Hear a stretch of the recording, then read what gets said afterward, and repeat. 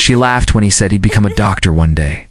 3 years later, as her family's world crumbled, he was the only one who could save them. This is the story of how her cruel laughter came back to haunt her.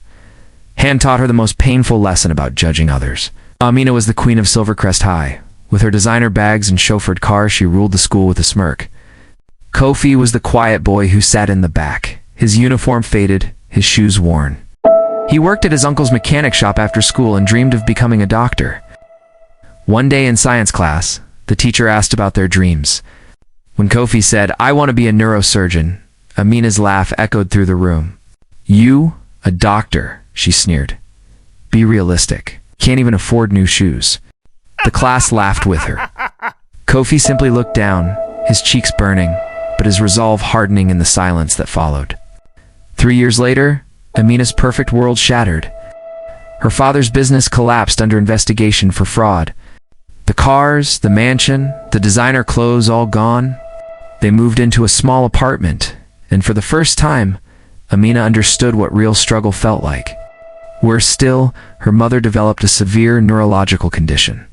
They went from one expensive hospital to another, their savings draining rapidly.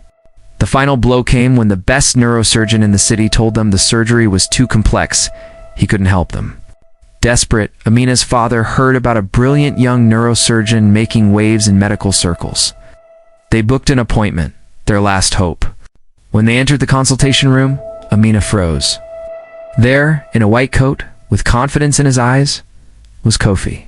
He'd graduated top of his class, won scholarships, and was now the rising star in neurosurgery. He recognized her immediately. For a long moment, they just looked at each other, the girl who'd laughed, and the boy she'd underestimated. "Dr. Asari," Amina's father began, not knowing their history. "Please, you're our last hope." Kofi could have refused, could have sent them to another doctor. He could have let Amina taste the bitterness she'd once served him. Instead, he studied the scans carefully. "It's a complex case," he said, his voice professional and calm. "But I can help your mother." After her parents stepped out, Amina found the courage to speak. "Kofi... Dr. Sari. I'm so sorry for how I treated you." He looked at her, not with anger, but with pity. "I didn't become a doctor to get revenge," he said softly. "I became a doctor to save lives, even yours." The surgery was successful.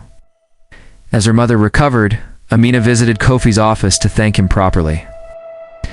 "I need you to understand why I helped you," Kofi told her. "When you laughed at me, I realized something important. Your judgment said everything